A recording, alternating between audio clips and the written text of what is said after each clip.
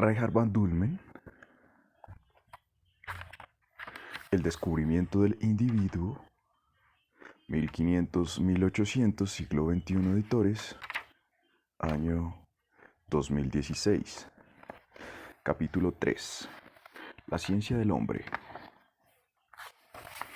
El descubrimiento del hombre.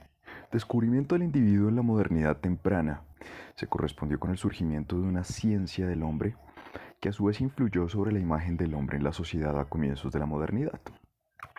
Este proceso de formación de una ciencia del hombre fue sumamente complejo y se desarrolló a partir de diversos intereses de tipo intelectual, filosófico, científico y artístico. Hasta el siglo XVIII no se condensó en una antropología con pretensiones científicas que lleva ese mismo nombre y que se puso conscientemente al servicio del conocimiento del hombre mismo. Condición previa a la antropología de comienzos de la modernidad de una investigación del hombre entre comillas carente de prejuicios fue por un lado el abandono de una visión teológica y escolástica de la vida que consideraba que la salvación eterna era el sentido de la vida humana. Por otro lado, también desempeñó cierto papel el surgimiento de una filosofía secularizada, tal como la creó de forma paradigmática René Descartes, 1596-1650. Su individualismo subjetivo promovió una imagen antropológica del mundo.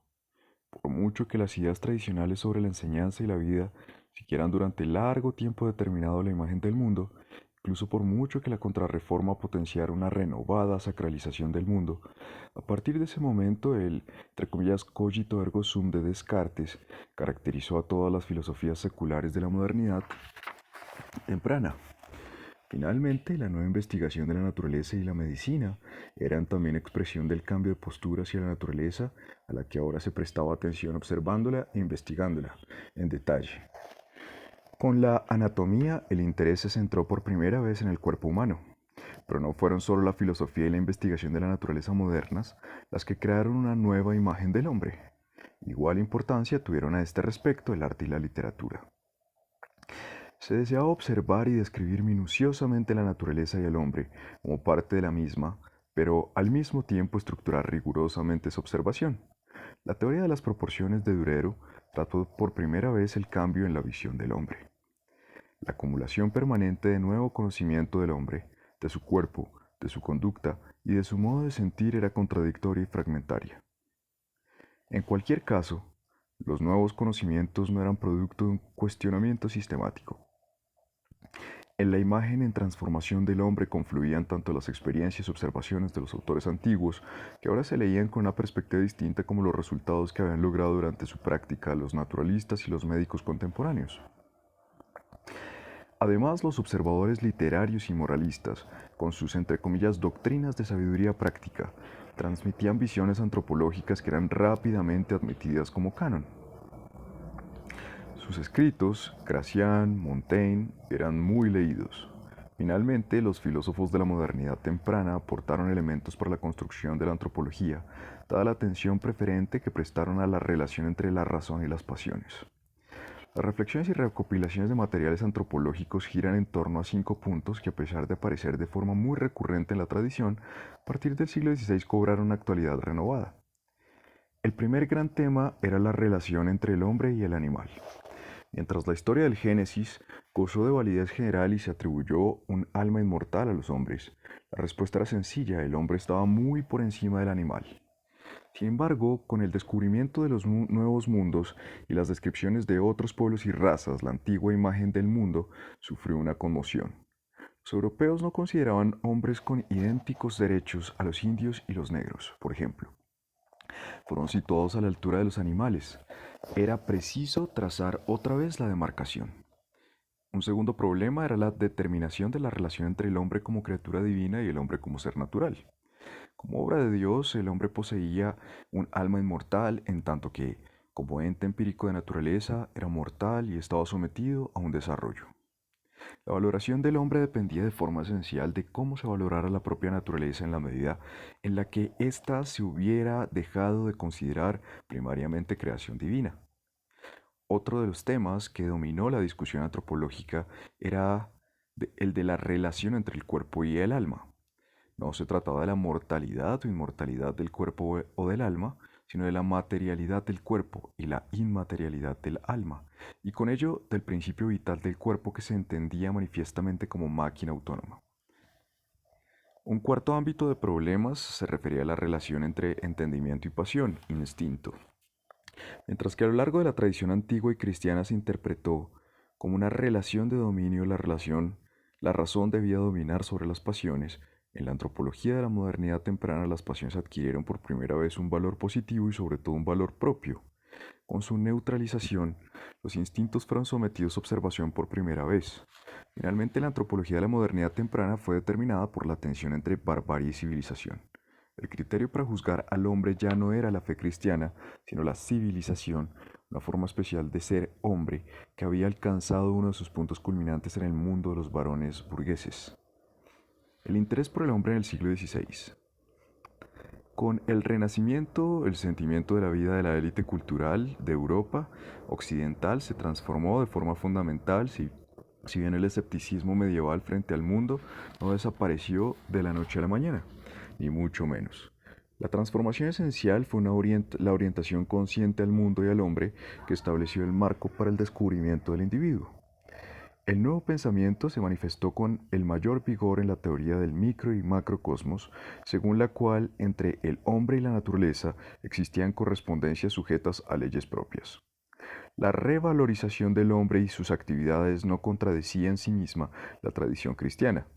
Pero ahora el hombre ya no se definía tanto a partir del pecado original o de sus esfuerzos por salvarse, sino a partir del hecho de que era una criatura de Dios, que tomaba su vida en sus propias manos y configuraba activamente su mundo. El humanista italiano Pico della Mirandola ya había escrito en 1846, abre cita, decreto al fin el supremo artesano que, ya que no podía darse nada propio, fuera común lo que en propiedad a cada cual se le había otorgado. Así pues hizo del hombre la hechura de una forma indefinida y colocado en el centro del mundo le habló de esta manera, abre comillas, no te dimos ningún puesto fijo, ni una paz propia, ni un oficio peculiar, oh Adán, para que el puesto, la imagen y los empleos que desees para ti, esos los tengas y poseas por tu propia decisión y elección. Para los demás, la naturaleza contraída dentro de ciertas leyes que les hemos prescrito.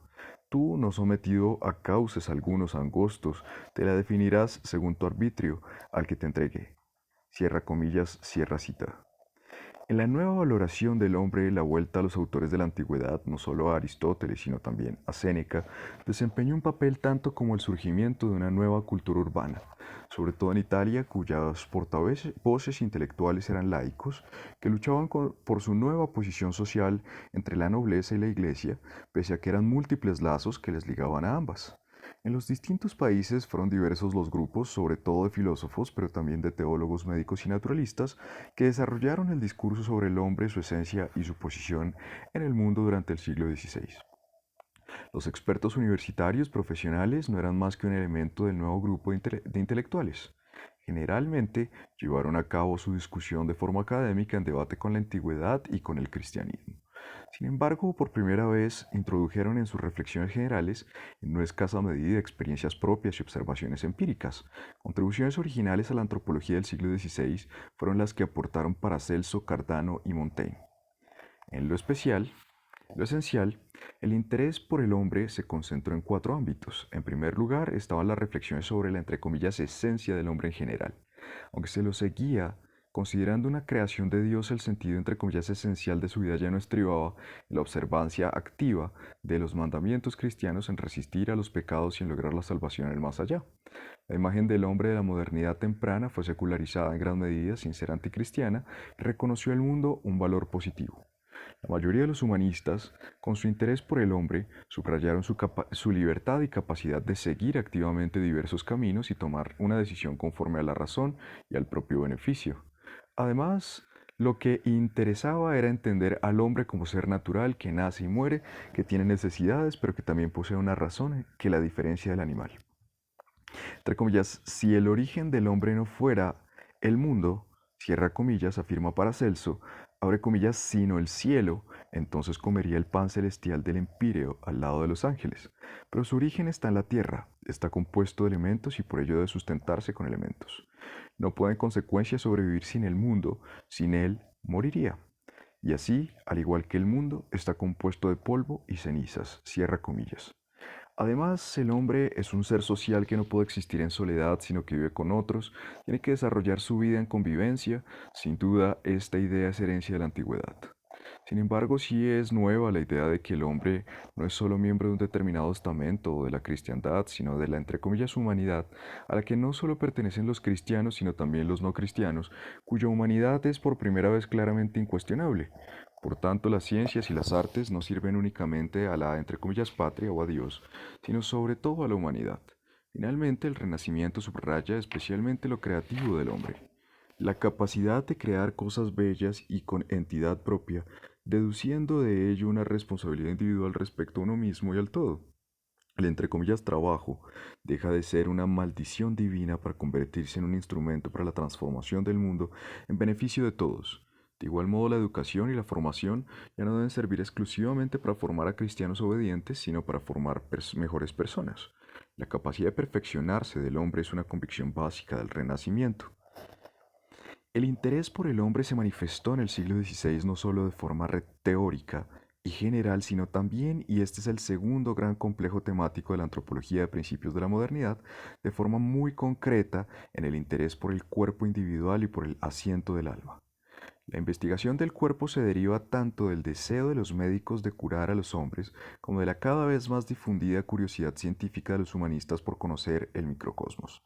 Ya en la Edad Media hubo descripciones e investigaciones aisladas sobre el hombre y además la antigüedad había legado ciertos conocimientos, pero la moderna investigación metódica y científica del cuerpo humano no se inició hasta el siglo XVI.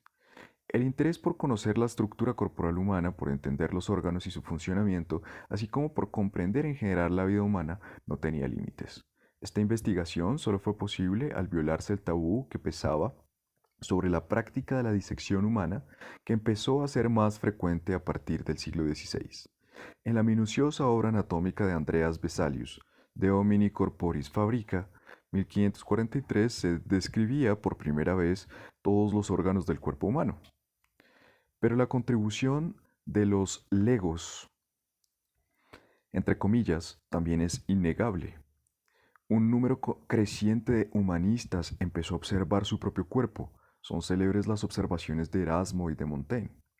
Conocemos también detalladas descripciones de las enfermedades de Hermann von Winsberg, de Colonia, y de Girolamo Cardano, de Milán.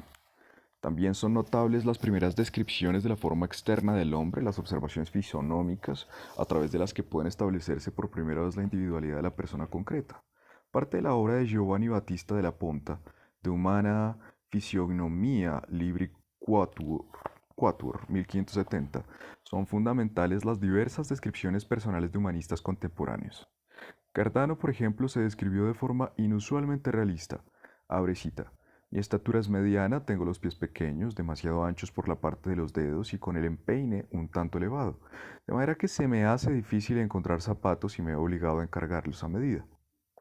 Soy algo estrecho de pecho, de brazos muy delgados, con la mano derecha gruesa además y los dedos descorregidos. Según los quirománticos debería ser necio y mentecato. Vergüenza da su pretendida ciencia. Cierra cita. Y continúa, abre cita.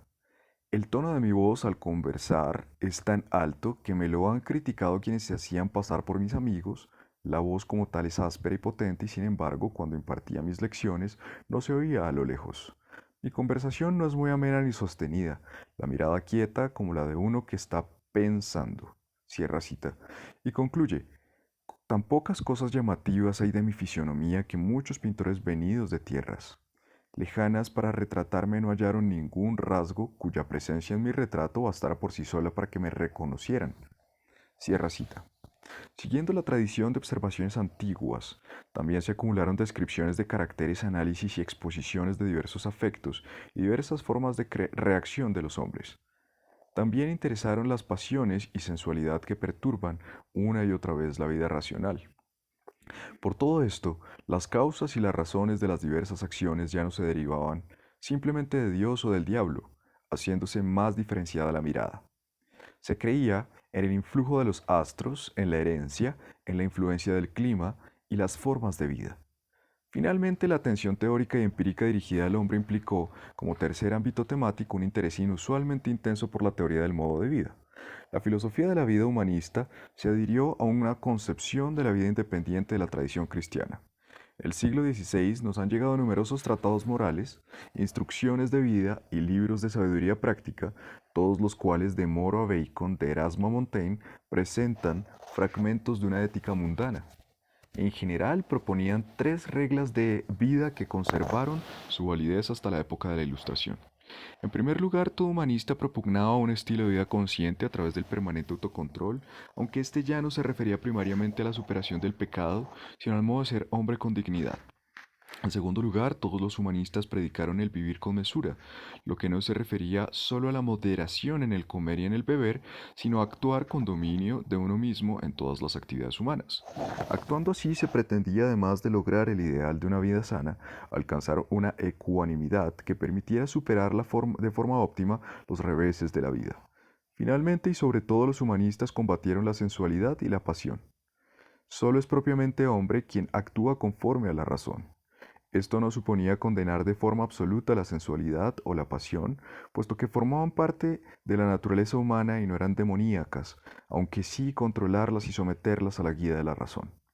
En los numerosos manuales de comienzos de la modernidad no solo se recoge la lectura de los textos antiguos, muchas enseñanzas fueron producto de experiencias y reflexiones propias.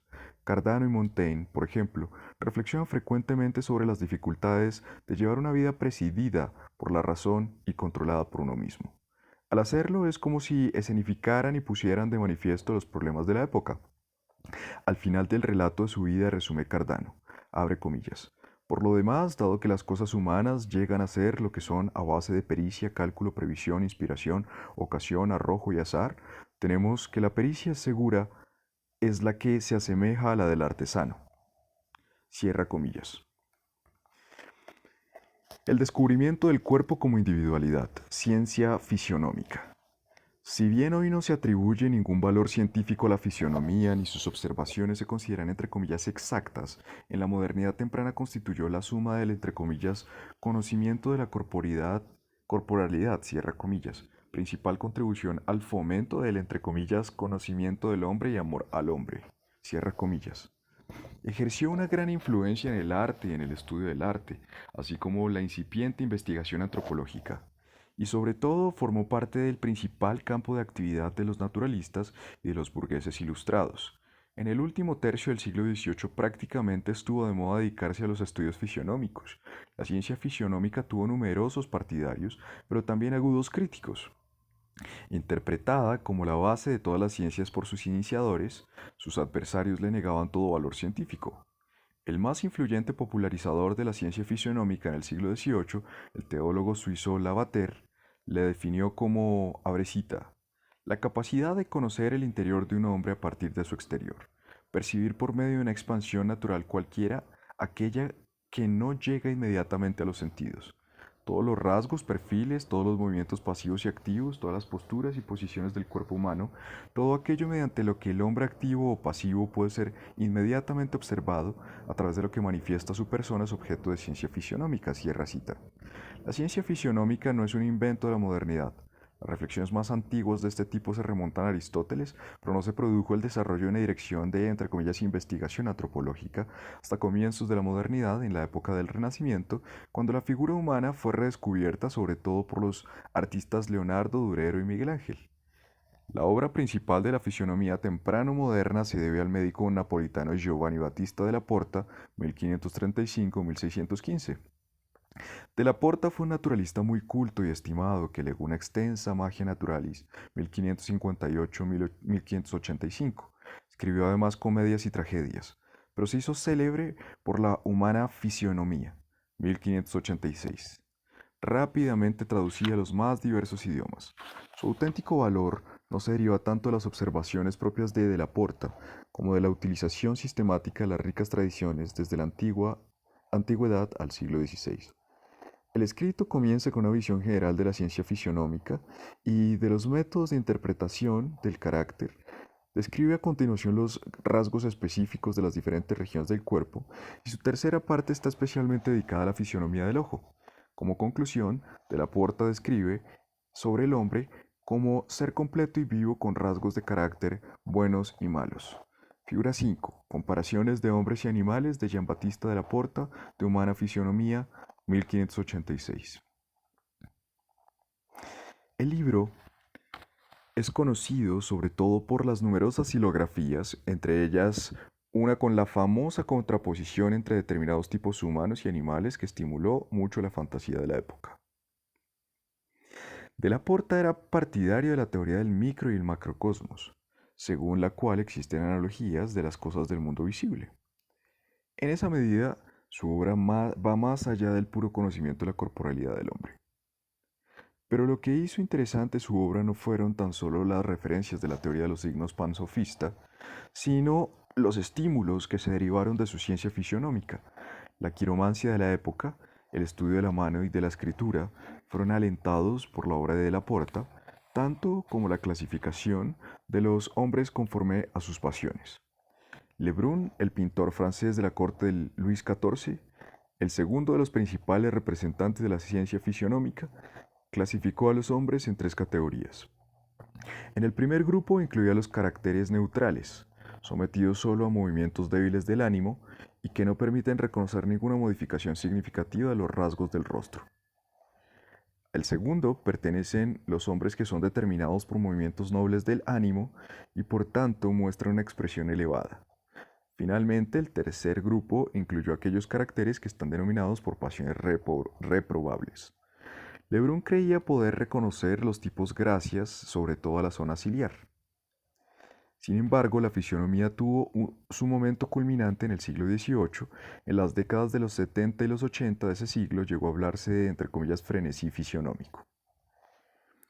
La fisionomía de la época se distinguió esencialmente de sus formas anteriores por dos características. Por un lado, en Alemania fue una de las formas de expresión del Sturm und Drang, por lo que no representó un fenómeno puramente científico.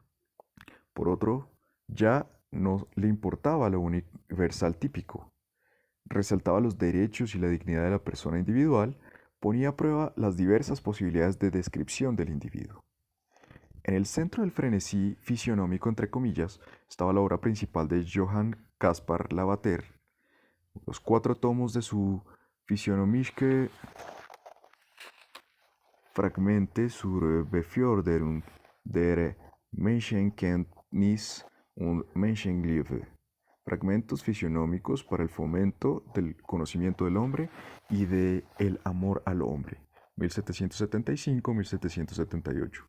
El carácter fragmentario correspondía al espíritu de la época que interpretaba lo incompleto, discontinuo y asistemático de la obra como expresión de inmediatez, veracidad y genio.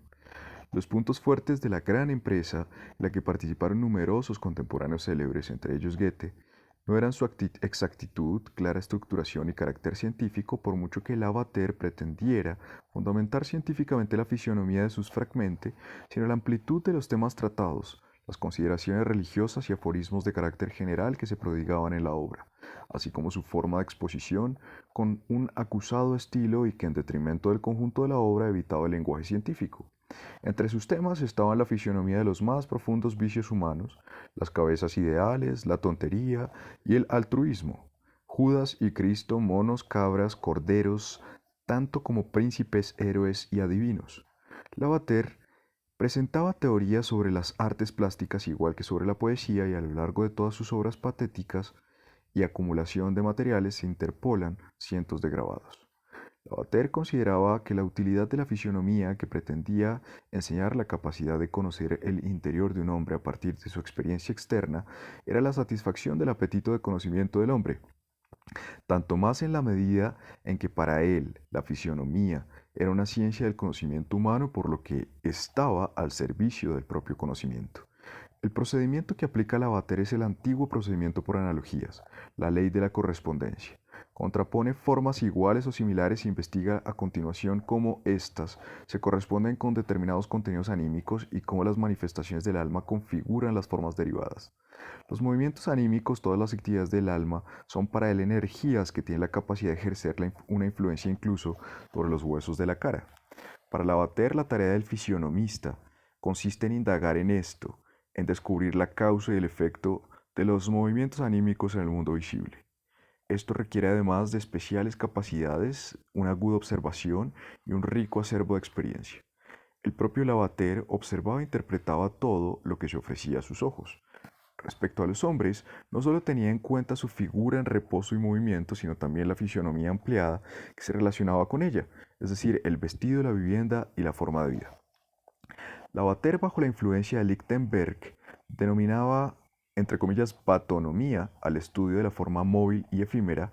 Para él, esta era la, entre comillas, ciencia de los signos de las pasiones, en tanto que definía el estudio de la forma fija o fisionomía como, entre comillas, interpretación de la energía o ciencia de los signos de las energías. En el centro de sus estudios fisionómicos está la investigación del cráneo humano, puesto que Lavater creía que, entre comillas, cuanto más precisamente puedan determinarse los contornos de la cabeza humana, tanto más científica y segura, cierra comillas, se hacía la fisionomía. De ahí que su interés se orientara no tanto a las peculiaridades como a las proporciones ideales. Más tarde elevaría el postulado de la unidad de belleza corporal y moral, vivamente discutido a principio conductor de sus investigaciones. Abre cita. Cuanto mejor moralmente, más bello; cuanto peor moralmente, más feo. Cierra cita, cierra comillas. Los fragmentos de Lavater incluyen numerosas imágenes, muestran retratos de individuos y colecciones de series completas de cabezas propias de modelos antiguos y enigmas fisonómicos. Además, Lavater recopiló un gabinete fisonómico con más de 22.000 imágenes que comprendía representaciones de figuras, estudios de detalles fisionómicos, retratos de hombres y mujeres célebres de la política, el arte y la ciencia, reproducciones e imitaciones de obras de arte. Lavater importunaba reiteradamente a sus conocidos con peticiones de cuadros o siluetas. A pesar de la extraordinaria acogida que tuvo la obra de Lavater, su éxito fue limitado. Incluso Goethe, que admiró durante mucho tiempo a Lavater, veía las limitaciones de su conocimiento. Abre comillas. No era pensador ni poeta, incapaz en absoluto de concebir nada metódicamente, solo era dado coger, seguramente por separado, los detalles, cierra comillas. Su más despiadado crítico fue el físico ilustrado de Göttingen Georg Christoph Lichtenberg, a pesar de que éste no rechazara por principio la práctica de la fisionomía. 1778 formuló una crítica devastadora por razones científicas y personales. Considerando precisamente su poco agraciada persona, rechazó la teoría de la concordia entre estructura corporal y moralidad. Él mismo practicó con cierto distanciamiento satírico experimentos fisonómicos. Abre cita. Hubo, por ejemplo, cierto vigilante nocturno que se le despertó durante años al dar las horas con su potente voz. Lichtenberg intentó deducir la fisionomía del vigilante por el tono de aquella voz e hizo un dibujo de la imagen que se formó de él. Para su sorpresa, cuando vio al hombre en persona, tuvo que constatar que el potente vocero tenía la estatura de un pequeño hombrecillo. Cierra la cita. Pese a todas las características de los estudios fisionómicos de Lavater, el interés por esta ciencia se mantuvo hasta bien entrado el siglo XIX. Por curiosa que nos parezca hoy la ciencia fisonómica, precisamente las ideas y conceptos de Lavater potenciaron considerablemente el interés por la investigación del hombre y su carácter a finales del siglo XVIII. La ciencia del hombre ya no era asunto de unos pocos estudiosos, sino que se convirtió en la plataforma de la propia interpretación burguesa. Sobre todo la ciencia fisonómica agudizó la mirada hacia lo típico individual y no solo en las clases altas. Si hasta entonces sabios, comerciantes y campesinos eran retratados sobre todo como representantes de un estamento, a partir de entonces empezó a atenderse a la representación de lo típicamente individual, lo antropológico en cada uno de ellos, el descubrimiento del alma, los inicios de la psicología. Al interés por la forma del cuerpo y las descripciones de caracteres acompañó durante el siglo XVIII un interés creciente por la psique del hombre, por el, entre comillas, hombre interior. Como disciplina, no cabe duda de que la psicología era conocida desde la antigüedad, pero ese entre comillas estudio del alma no dejó de ser, hasta mediados del siglo XVIII, asunto especulativo de la filosofía, constituye un aspecto parcial de una visión sistemática del mundo. Si bien es cierto que más allá de esto existía interés por reflexionar acerca de las experiencias y observaciones concretas, recordemos las obras de Montaigne, Gracián y la de La Rochefoucauld. Hasta la segunda mitad del siglo XVIII, las observaciones y experiencias no empezaron a desempeñar un papel propio en una psicología que se entendía a sí misma como ciencia. En Alemania, el establecimiento de una nueva psicología giró sobre todo en torno a los esfuerzos por lograr una, entre comillas, ciencia de la experiencia anímica. La psicología del siglo XVIII, que se concebía a sí misma como una ciencia empírica por derecho propio, independiente de la filosofía de escuela, se nutría de las más diversas tradiciones de las que participaban filósofos, predicadores, escritores y médicos. Naturalmente, las obras clásicas desde Descartes hasta Locke siguieron siendo relevantes para la discusión. Durante mucho tiempo aportaron su armazón teórico. Lo que influyó de forma nueva y revolucionaria fueron su referencia y fundamento empíricos, en los que confluyeron tanto la ilustración como el pietismo. Los ilustrados empezaron a recopilar y evaluar el abundante material de testimonios escritos, de autobiografías y diarios. Al mismo tiempo incluyeron en su trabajo observaciones propias que por primera vez fueron contrastadas, entre comillas, experimentalmente. El conocido defensor de una explicación psicológica de la vida anímica, Karl Franz von Irving, escribió en su Erfahrungen und Untersuchungen über den Menschen, experiencias de investigación sobre el hombre, 1785, abre cita, intenté olvidar cuanto fuera posible todo lo que había aprendido de la ciencia trascendental en referencia al alma y su naturaleza. Consideré al hombre meramente como cualquier otra obra de la naturaleza.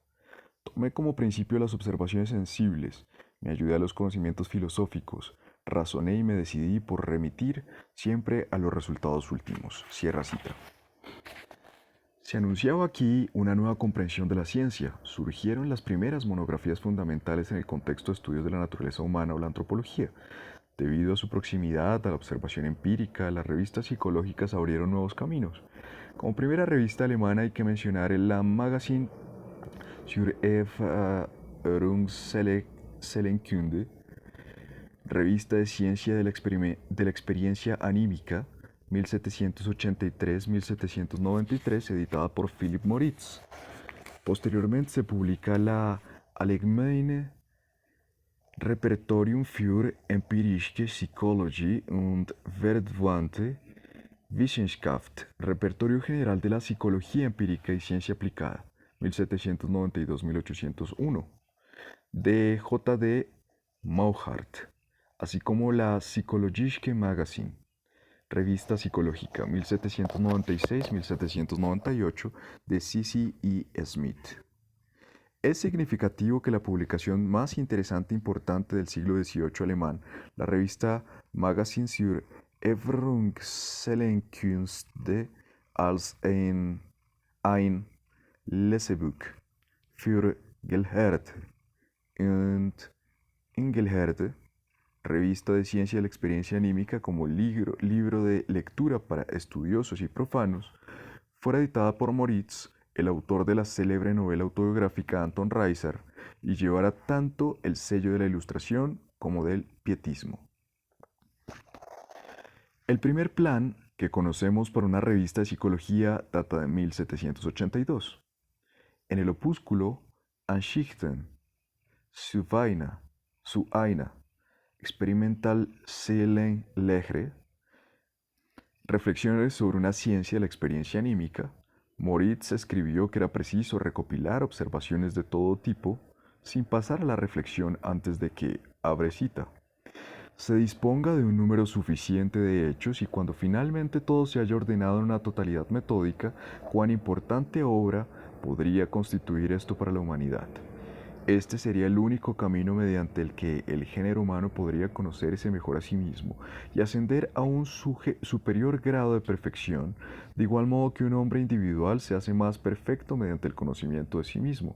una revista de la ciencia de la experiencia anímica, se convertiría así en un espejo universal en el que el género humano podría contemplarse. Y cuando este espíritu de observación se despierte y se dirija una atención sostenida a este importante objeto del conocimiento humano, cuán importantes progresos no podrían hacerse en pocos años si todos realizaran observaciones en su círculo y éstas se dieran a conocer para el bien general.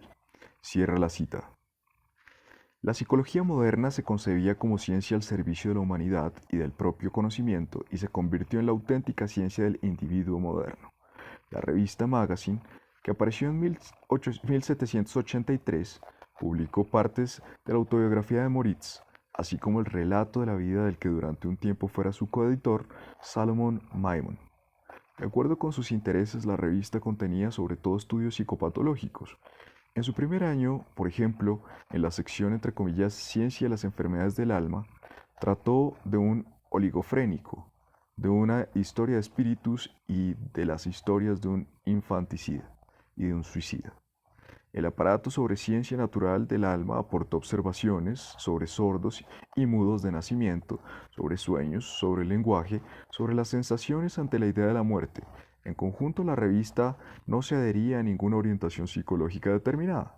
Únicamente pretendía aportar entre comillas hechos, no entre comillas chismorreo moral, ni novelas, ni comedias. Rompía así con la tradición de la reflexión filosófica. Antes de poder hablar de los hombres y de su alma, primero era preciso observar e investigar esta con la mayor exactitud. La importancia de esta revista estribó en su observación supuestamente neutral del hombre, observación que debía ser comunicada por igual al público culto y al profano. A pesar de que fue en el siglo XIX cuando se produjeron los grandes descubrimientos y sistemas patológicos, a finales del XVIII se sentaron decisivos fundamentos metódicos y teóricos. Aparte del interés por el entendimiento, en la Ilustración hubo un fuerte interés por el alma, sin la que difícilmente podría entenderse la gran literatura contemporánea y el especial las autobiografías. Entre los grandes temas de la época no se encontraban únicamente la inmortalidad, el libre arbitrio y la relación entre cuerpo y alma, sino evidentemente los sentimientos, pasiones e instintos subjetivos. El descubrimiento de la subjetividad del hombre fue tan central en la Ilustración como la lucha por la dignidad y los derechos humanos. De la ciencia del hombre a la antropología. La ciencia antropológica de la modernidad temprana se desarrolló en estrecha relación con la fisionomía y la psicología. En diferentes contextos se reflexionaba sobre el hombre, sobre su esencia y sobre su naturaleza, desde mucho antes de que surgiera una disciplina denominada entre comillas antropología en el siglo XVIII, época de la Ilustración, si bien el propio concepto es anterior. El médico Johann Georg Zimmermann escribía en 1763, abre comillas, es una verdad que predican en nuestros tiempos todos los auténticos filósofos, que de entre todas las ciencias humanas la más útil y la más imperfecta hasta ahora es el conocimiento del hombre, cierra cita, cierra comillas. El interés rápidamente creciente de los ilustrados de la antropología se manifestó en numerosas publicaciones antropológicas cuyos planteamientos tenían poco que ver entre sí, pero cuyos autores en la totalidad estaban convencidos de servir al conocimiento de la naturaleza humana. Incluso hubo religiosos católicos que se sumaron a este movimiento. En 1795 escribía el benedictino Bernhard Stjöger que para el hombre no había nada más importante que el conocimiento de sí mismo. Entre comillas, la antropología le conduce a este conocimiento de sí mismo familiarizarle con su estructura orgánica, con sus disposiciones y los usos de la herramienta que es su cuerpo y con la naturaleza y las cualidades de su alma, cierra comillas. La antropología se convirtió en la ciencia del, entre comillas, propio conocimiento. Desde el principio cabe distinguir dos orientaciones, una antropología psicofísica y una antropología filosófica, cuyos representantes más destacados en Alemania fueron Ernest Plattner y Wilhelm von Humboldt. En Francia, Claude Adrien Helvetius, el barón de Holbach y Denis Diderot representaron una antropología materialista. Un defensor de la entre comillas totalidad del hombre fue el profesor de medicina Ernest Plattner, 1744-1818, cuya Anthropologie für Ärzte und Weltweise tuvo amplia repercusión. En oposición a la tradición cartesiana, estaba convencido de que el hombre siempre debía ser considerado como un todo, una unidad de cuerpo y alma. La ciencia del hombre, según Platner, puede proceder de dos formas distintas. Por un lado, se pueden, entre comillas, considerar aisladamente las piezas y actividades de la máquina sin tener en cuenta las limitaciones que el alma impone a esos movimientos o que a su vez sufre el alma por la máquina, eso es anatomía y fisiología, cierra comillas. Por otro lado, se puede, abre cita, investigar de este modo las energías y cualidades del alma sin considerar continuamente la influencia del cuerpo o las modificaciones que se producen por su causa en la máquina. Eso sería psicología o lo que es lo mismo, lógica, estética y una gran parte de la filosofía moral. Pues así como hay movimientos de la máquina que no tienen una relación relevante con el alma, también hay actividades del alma que no tienen una influencia perceptible en el cuerpo ni sufren por el cuerpo limitaciones peculiares y dignas de mención. Finalmente se puede considerar conjuntamente cuerpo y alma en sus relaciones, limitaciones y referencias mutuas, y eso es lo que yo denomino antropología, cierra cita.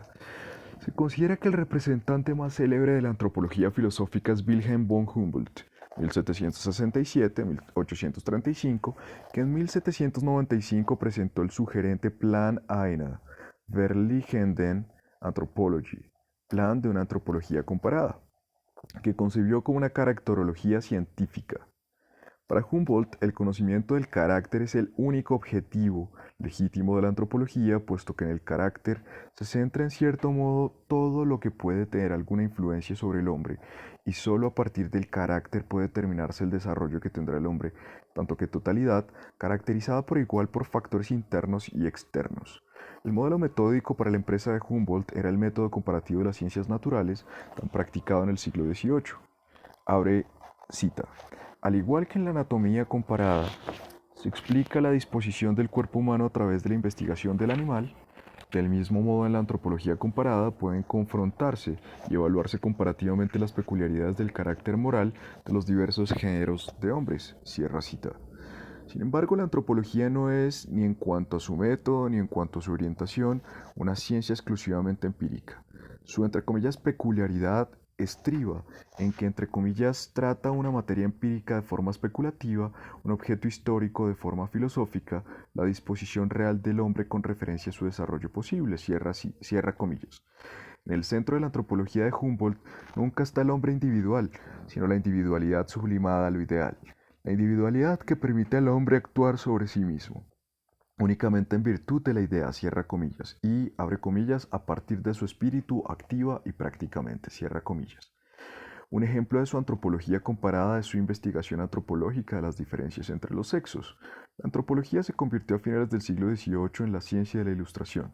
No se ocupaba únicamente de la investigación de la naturaleza humana bajo sus aspectos más diversos, sino también de la propia investigación de la burguesía en proceso de emancipación, que por primera vez se concebía conscientemente como parte de la humanidad. De ahí la acogida que tenían libros que aparecían con títulos como Investigación de la naturaleza humana, Historia de la naturaleza del hombre o Historia de la humanidad. Por tanto, no es sorprendente que a finales del siglo, además de la antropología médica, que se ocupaba de la relación entre cuerpo y alma, y la antropología filosófica, que se propuso como tema de la naturaleza del hombre en general y en sí misma, se establecieran otras orientaciones de intereses y movimientos que no se desarrollarían plenamente hasta el siglo XIX. En el primer lugar, es notable el interés por la, entre comillas, antropología femenina. Desde hacía mucho existían tratados filosóficos y médicos sobre la mujer. La, entre comillas, esencia de la mujer y la diferencia entre sexos se fundamentaban con el orden de la creación y en el orden de dominación doméstico.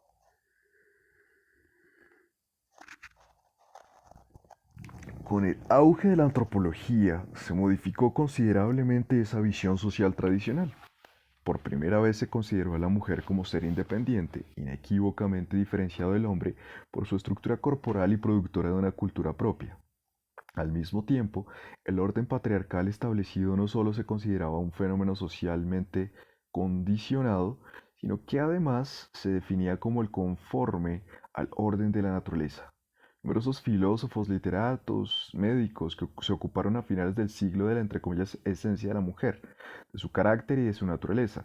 Sus contribuciones son incontables.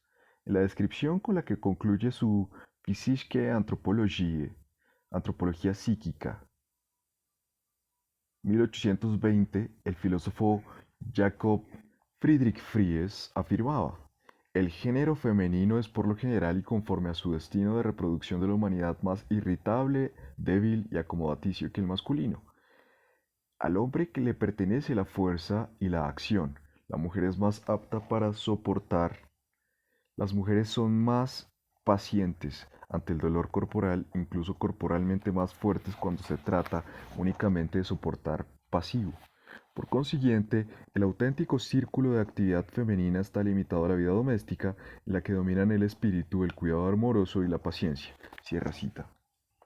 También cabe remontar a finales del siglo XVIII los inicios de la antropología científica, a partir de la cual se desarrolló posteriormente la antropología cultural. Aquí se encontraron los intereses médicos con los fisionómicos. Se trataba ante todo de aclarar la cuestión del origen de la humanidad, así como al de las diferencias entre las diversas razas humanas.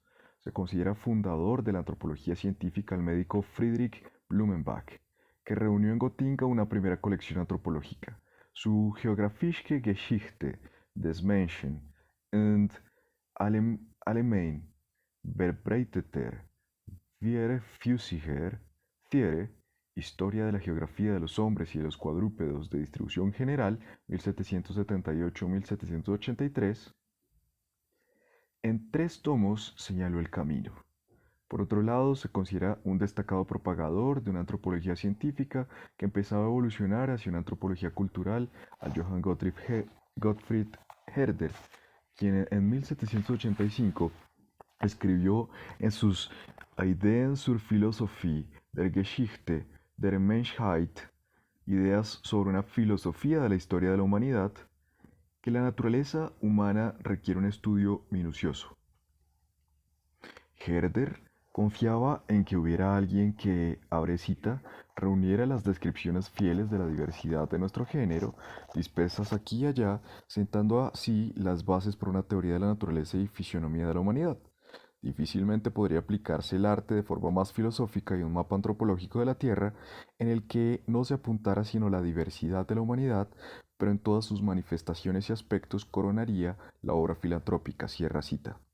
A finales del siglo XVIII se constituyó finalmente una orientación científica de la antropología que hoy denominamos etnografía. Mientras que en Alemania la antropología científica y filosófica constituyó sólidas tradiciones, Inglaterra y Francia se convirtieron en los países de investigación etnológica asentada. El auge de la etnología se debió a que se ampliaron los dominios coloniales y se iniciaron expediciones de investigación, los resultados se publicaban. Aunque los relatos de viajes tenían una larga tradición, en los más antiguos se prestaba una atención preferente al aspecto aventurero, mientras que los informes sobre las expediciones que se llevaban a cabo conforme a un plan previamente elaborado registraban todos los datos útiles para la investigación de la historia y la naturaleza fuera de Europa. Informaciones sobre el mundo animal y vegetal, sobre la geografía y los modos de vida de los pueblos, entre comillas, primitivos. Ejemplos pioneros de tales expediciones científicas en el siglo XVIII fueron las de Carsten Niebuhr en Arabia, 1761-1767, las de Peter Simon Pallas en el norte de Asia, 1768-1774, las de James Cook en los mares del sur, 1768-1779, que el ilustrador Georg Foster. Como participante en esta expedición describió en su extenso viaje alrededor del mundo. Con la exploración científica de otros continentes llegó a Europa una cantidad inusual de material sobre otras civilizaciones. El auge de la etnología se debió además al creciente interés por la humanidad en general y por el mundo vital de los entre comillas salvajes en especial. En el entre comillas salvaje se llevaba mucho tiempo viendo, bajo la influencia de Rousseau, el prototipo del hombre natural e incorruptible.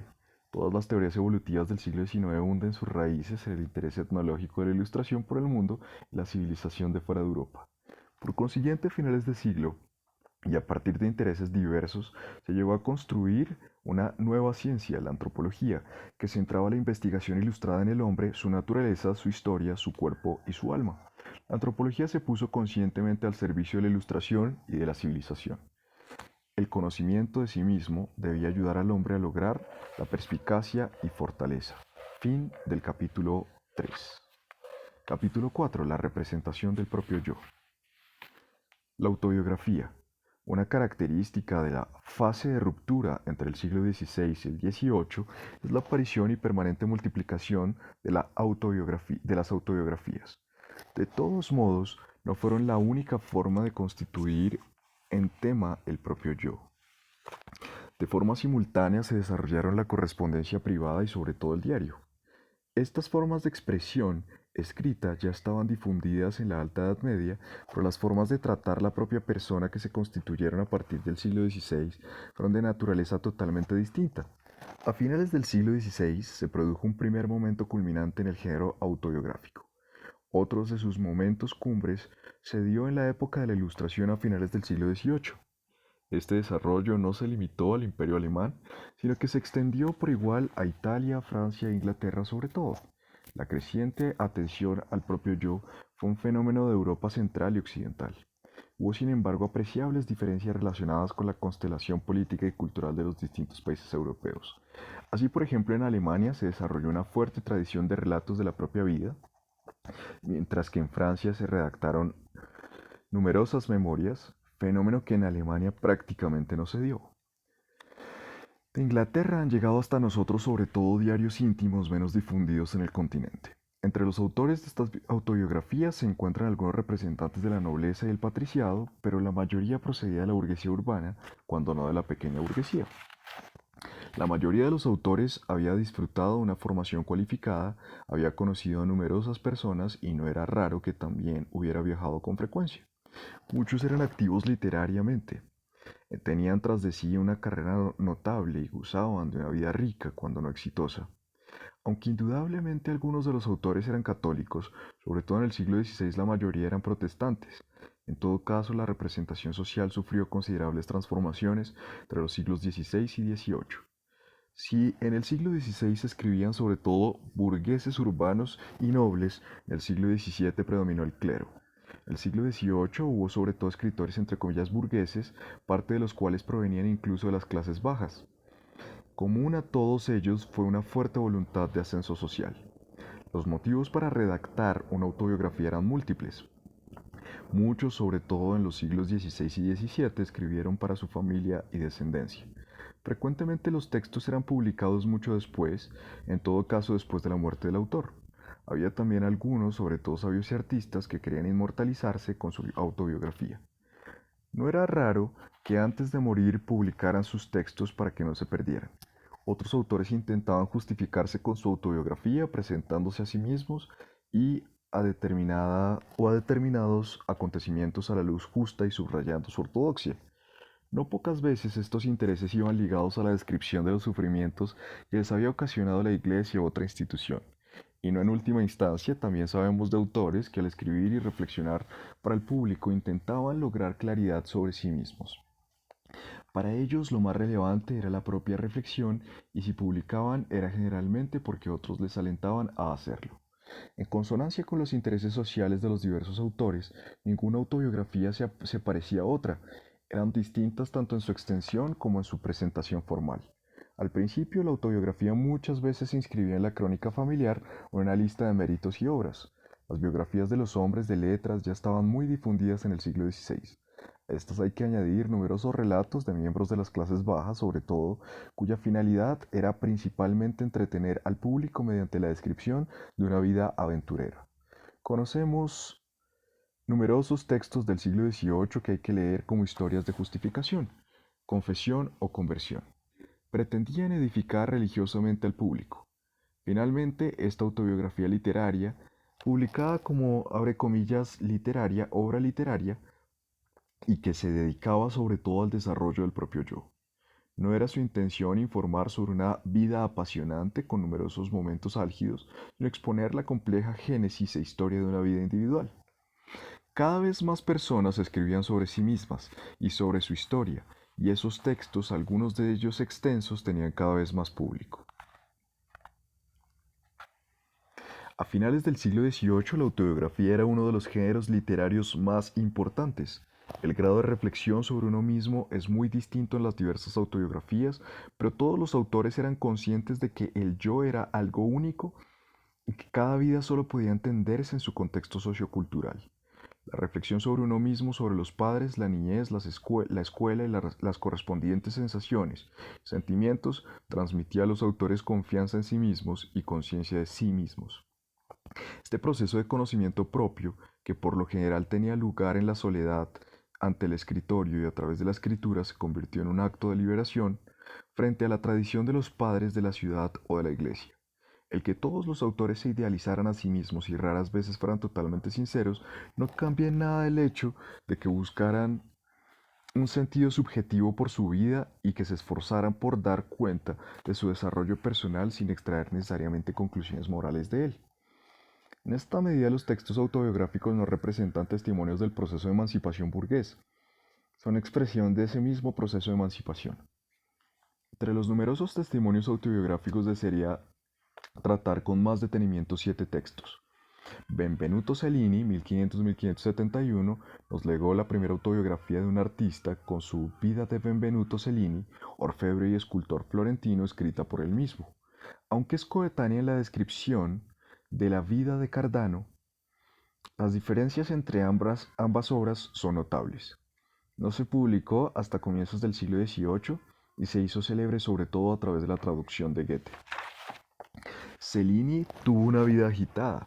Procedía de una familia de artesanos florentinos y como joyero, orfebre, escultor y literato, pronto se contó entre los grandes y afamados artistas del Renacimiento italiano. Tanto en Florencia, Roma y París. Trabajó en Florencia, Roma y París.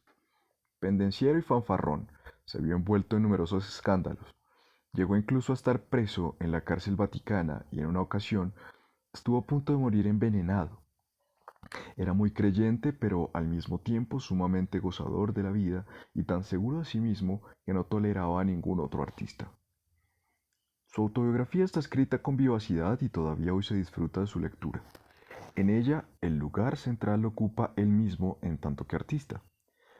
Lleno de ingenuidad, habla de todo lo que le movía, de sus ideas y pasiones, de sus adversarios y amigos, pero nunca lo hace de forma neutral, lo que probablemente sea una de las razones por las que no pensó en la publicación de su autobiografía, con independencia de que no la acabara. Con la descripción de su vida no pretendía justificarse ni investigarse. Era el recuerdo de una vida grata y emocionante que revivía al escribirla, o mejor dicho, al dictarla.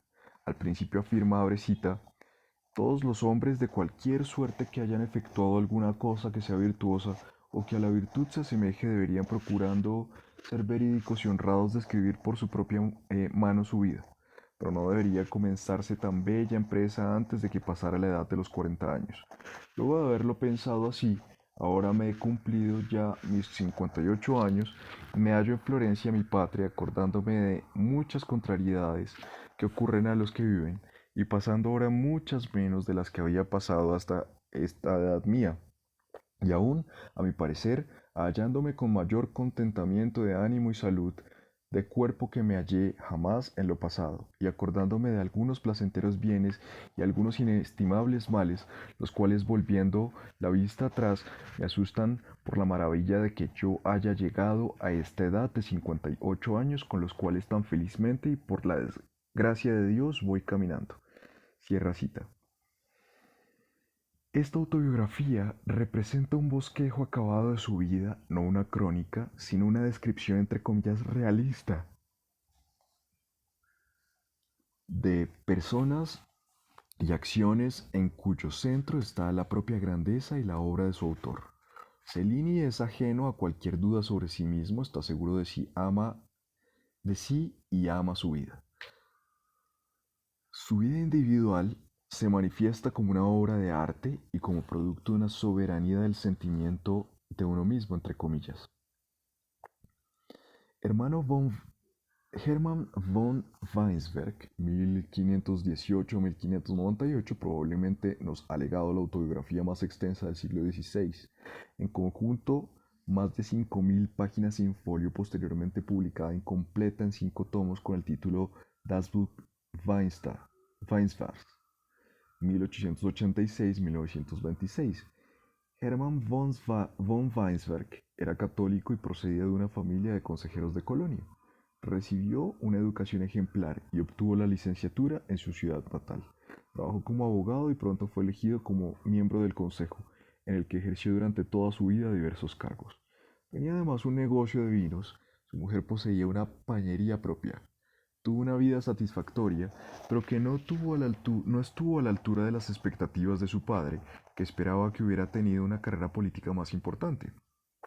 No era esencialmente ambicioso y sus obligaciones con la ciudad no le ocupaban totalmente, de modo que encontró tiempo para, entre comillas, reflexionar sobre sí mismo y sobre su vida. Sin embargo, no lo hizo por dudar de sí mismo, por tener la necesidad de justificarse o por afán de inmortalizarse. Sobre todo quería levantar un monumento a su familia y crear una obra que conservara lo pasado. Por ello su, entre comillas, libro de recuerdos, como él mismo lo llama, representa una combinación de crónica familiar, historia universal y autobiografía. No vivió nada excepcional. Su vida no fue agitada ni inusual, a pesar de lo cual él la situó en el centro de su obra. Extraordinario para el siglo XVI es que Weinsberg criticara las obras históricas generales de la época por no mencionar ni describir a personas como él. De acuerdo con esto, se justifica en 1580, abre cita, que nadie me tome a mal que escriba mucho sobre la gente de poca importancia, hermanas, hermanos, amigos, vecinos, burgueses, campesinos, sirvientes, sobre cosas domésticas, sencillas e infantiles y sobre mí mismo. Pues ¿quién lo hará si no lo hiciéramos nosotros mismos? En las crónicas, en los poetas, etcétera, no se encontrará nada sobre nosotros, pero si mi libro se conserva y es copiado, nuestros descendientes también sabrán decir algo de nosotros. Si no, sería como si no hubiéramos existido nunca, cierra cita. Es difícil averiguar qué motivaba el interés de Weinsberg por sí mismo. No se derivaba de un planteamiento filosófico moderno como el que guiaba a Cardano, ni de un interés religioso por consignar el obrar divino. Por mucho que su relación con la devoción moderna desempeñara cierto papel, la observación de sí mismo es muy precisa y completa. Escribe con detalle sobre la relación con su padre y con su mujer, permite observar su mundo privado y las personas relacionadas con él por parentesco o negocios. El primer plano lo ocupa el análisis de su carácter y no vacila en describir sus rasgos negativos. Igualmente importante es el interés por su cuerpo y su apariencia externa. Sus reflexiones apuntan a un modo de vida que se libera patentemente del mundo tradicional de la Edad Media, sin renunciar por ello a su fe católica y situarse, al igual que Montaigne, como un sujeto fuera del tiempo y del espacio. Weinsberg conservó, al igual que Montaigne, una gran alegría de vivir, de la que también formaba parte la escritura. No pretendía ni jactarse ni disculparse. En el siglo XVII cambiaron las características de la autobiografía. Una típica autobiografía francesa de esa época es la que representan las memorias del cardenal de Retz. Como la frontera entre la autobiografía y la crónica familiar Weinsberg del siglo XVI es difícil de delimitar, resulta también complicado distinguir la autobiografía de las memorias. La última solo aparece como obra independiente a partir del siglo XVII. Las memorias solían ser escritas por políticos con un fin de justificación o de acusación. En ellas informan de sus actividades y de sus opiniones sobre su tiempo. Las memorias de Retz son el ejemplo más conocido, si no el más famoso de ese tiempo.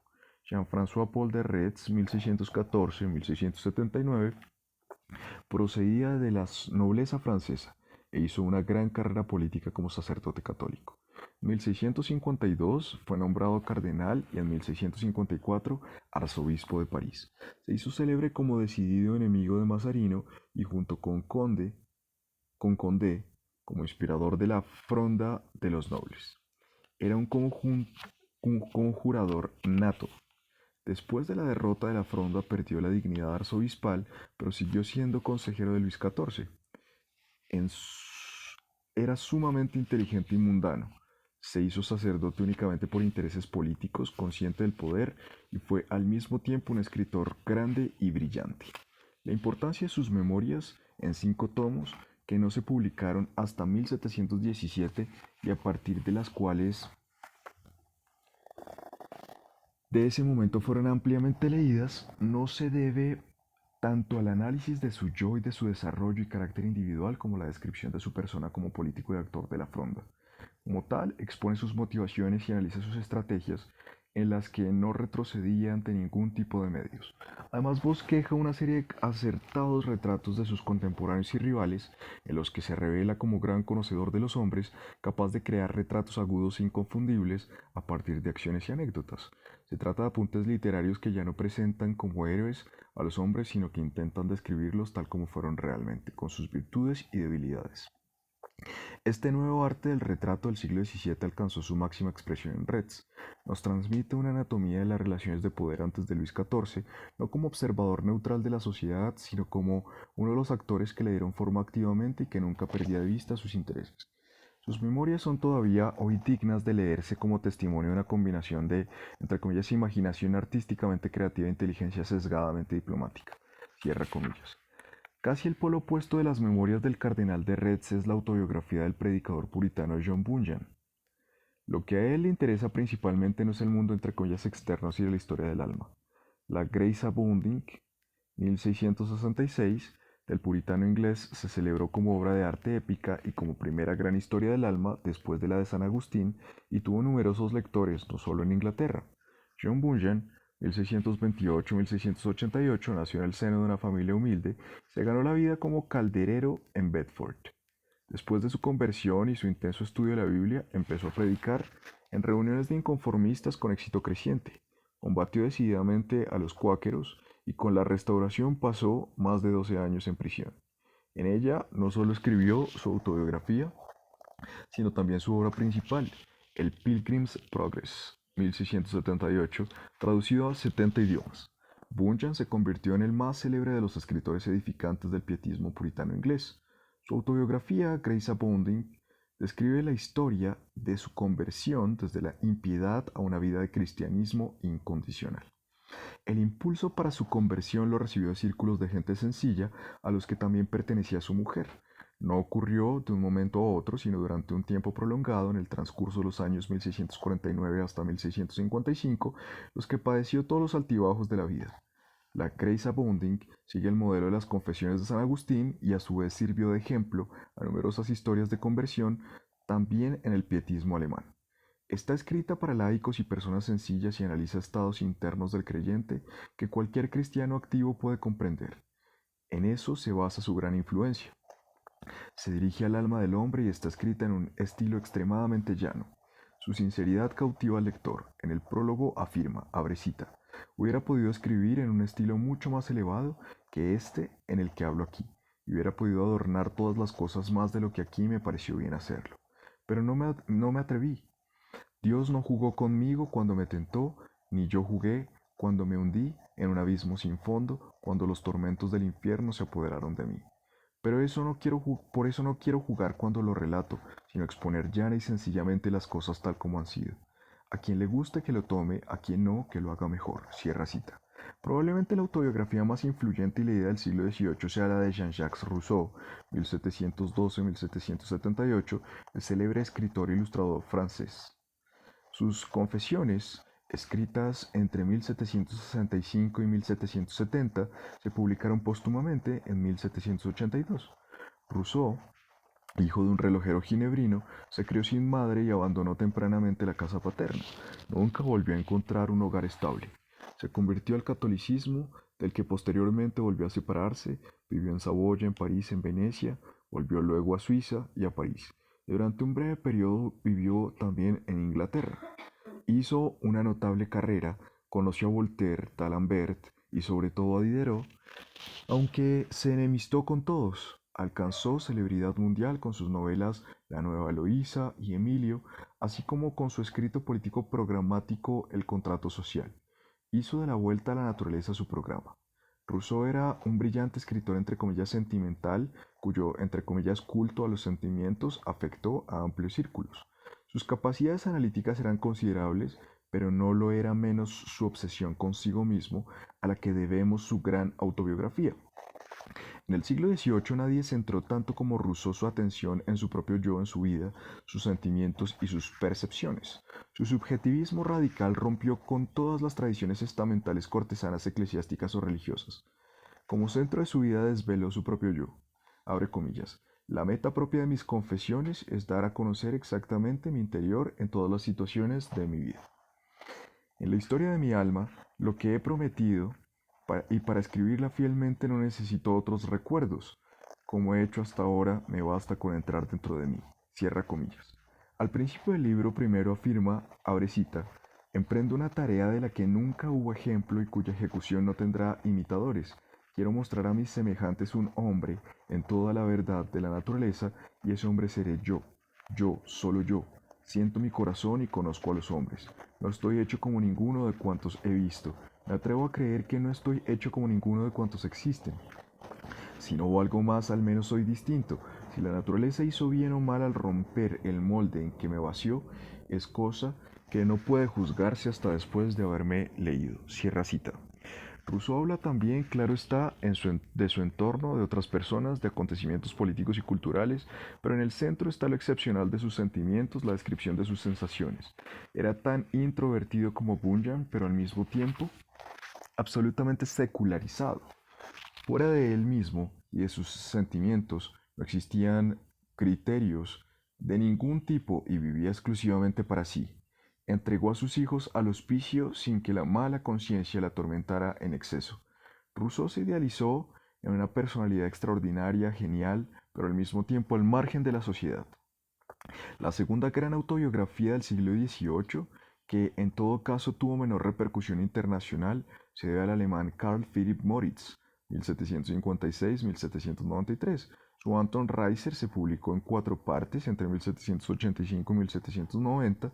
Fue la primera novela psicológica autobiográfica. Moritz procedía de un hogar marcado por los conflictos religiosos. Después de pasar un tiempo como aprendiz de sombrerero y de seguir estudios de enseñanza secundaria en Hannover, quiso ser actor, aunque estudió teología. Hizo rápidamente carrera como profesor de enseñanza secundaria en Berlín y mantuvo numerosos contactos con los ilustrados berlineses. Abandonó su profesión, viajó a Inglaterra e Italia, donde conoció a Goethe y con su apoyo fue nombrado catedrático de Teoría de las Bellas Artes en Berlín, aunque murió con solo 37 años. Se hizo célebre gracias a su Anton Reiser, pero también es importante como editor de la primera revista psicológica alemana, Magazin zur Erfahrungsseelenkunde. A pesar de que Anton Reiser fue publicado como novela, se trata de una autobiografía. Moritz creó conscientemente la figura de Anton Reiser para distanciarse de su de su propia persona y poder observarla mejor. Su autobiografía es importante por 3 características especiales. Sin usualmente franca, sin vanidad alguna, Moritz intenta desvelar el desarrollo de su alma con un estilo casi desapasionado, científicamente analítico.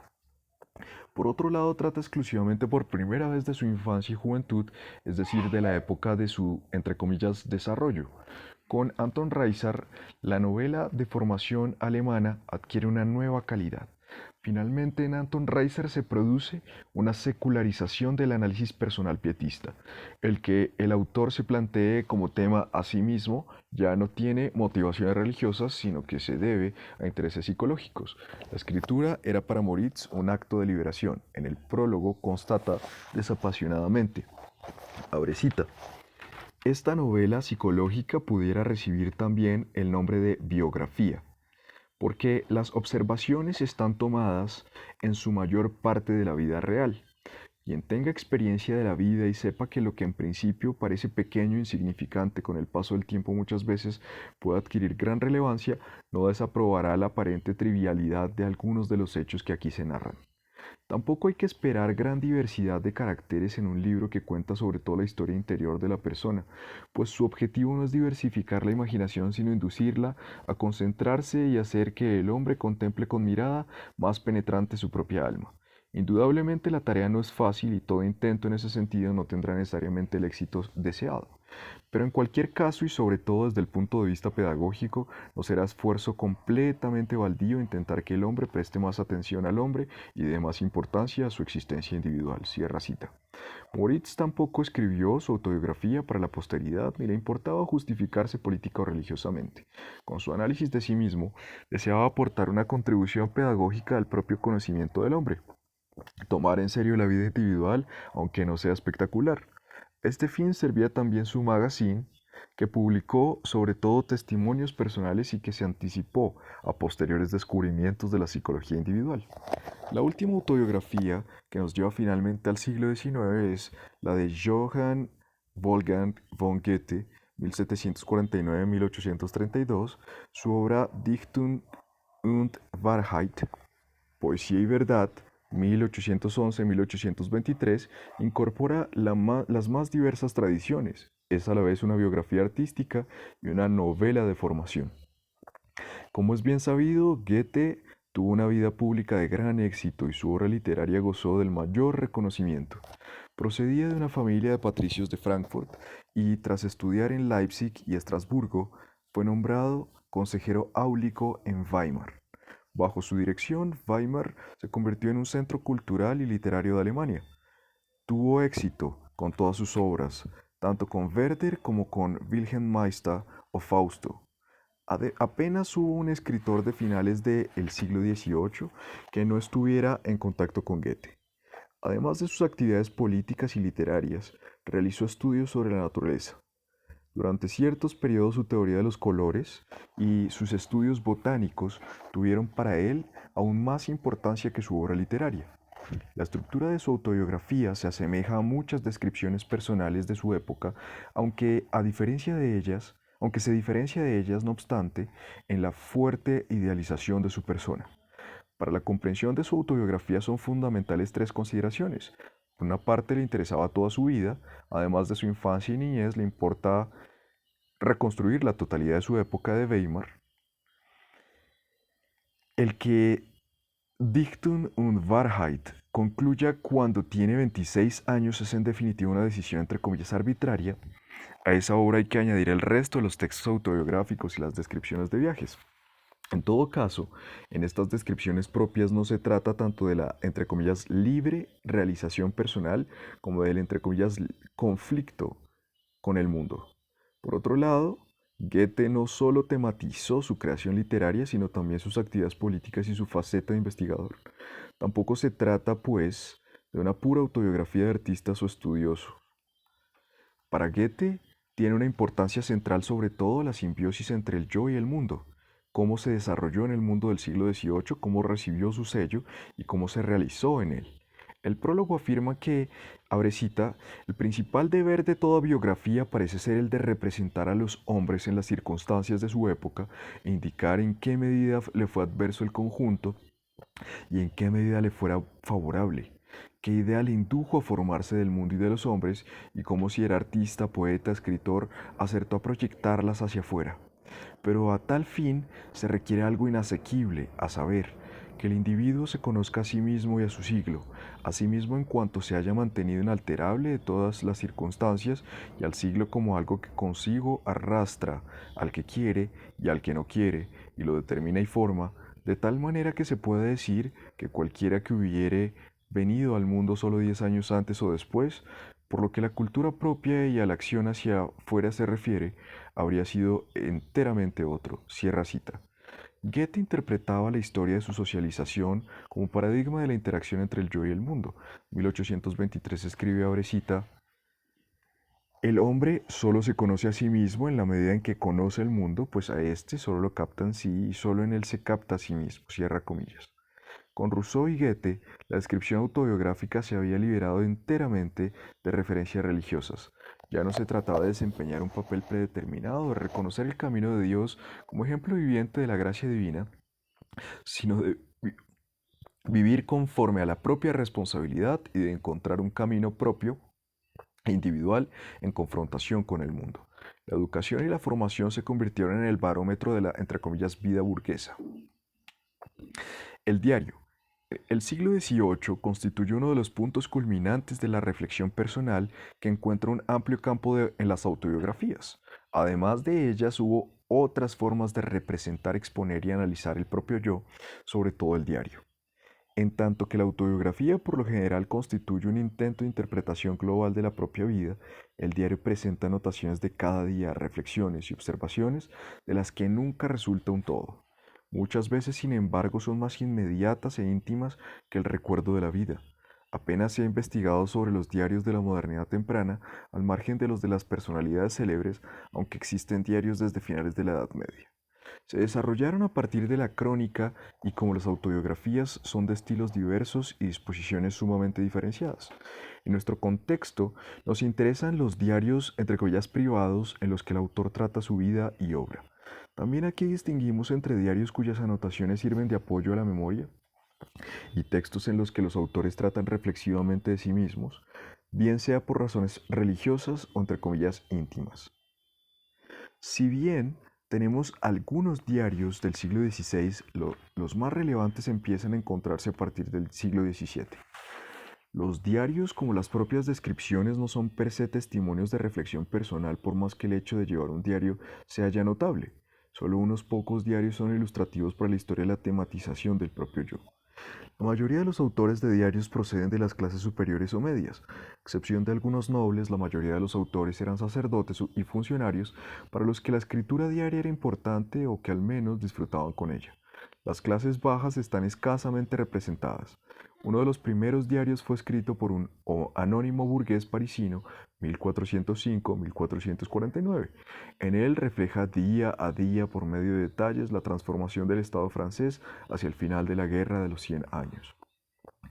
El diario demuestra un dramático sentido del tiempo y un sentimiento subjetivo de la caducidad de todas las cosas. En realidad se trata de un diario político.